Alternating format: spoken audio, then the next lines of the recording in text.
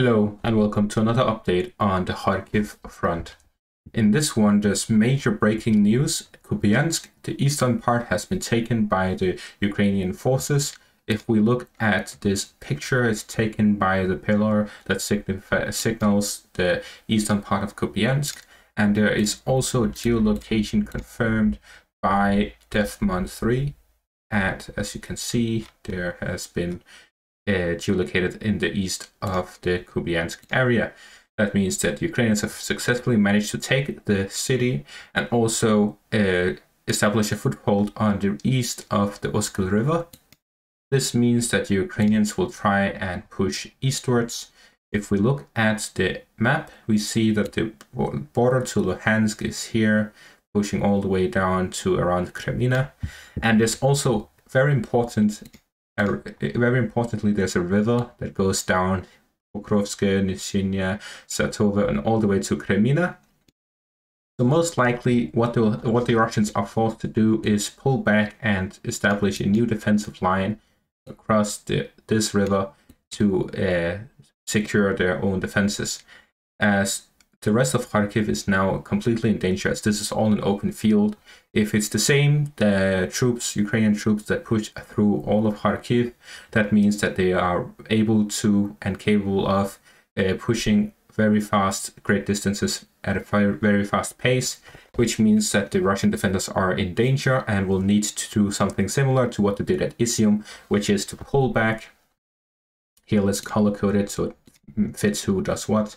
So the Ukrainians will most likely push down the highway and try to overrun the Russian defenders, and will also push from the south as they've already done the river crossings, forcing the Russians to pull back to this defensive line that goes down the river all the way to Kremina, and retreat from Liman and other important frontline villages to ensure the safety of their troops.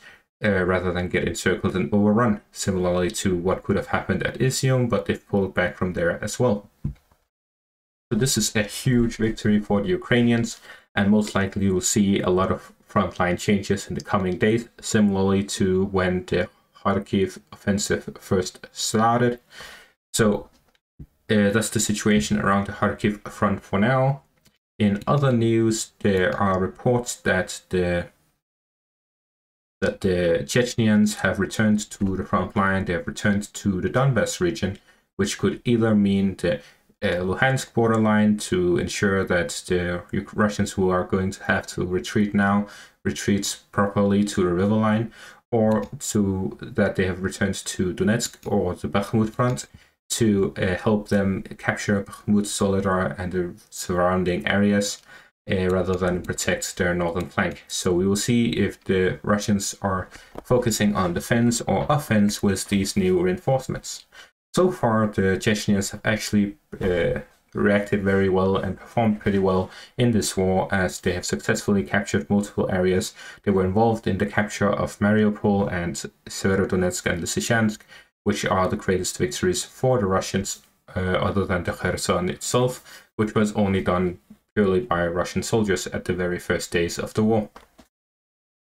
And finally, we see that the Russians are establishing a foothold and preparing the forces here in the center to defend that area. Other than that, one final note is that there is a quote by Putin now that he is at the Shanghai Cooperation Organization top summit between China, India, and all the other SCO members. He mentioned a comment about the war as a journalist asked him. He said that Kiev has announced a counteroffensive. Let's see how it ends for them. This means one of two things. Either one, he's overconfident and thinks that he's going to win based on what the generals are telling him, and the generals are losing, so they're getting their ass kicked.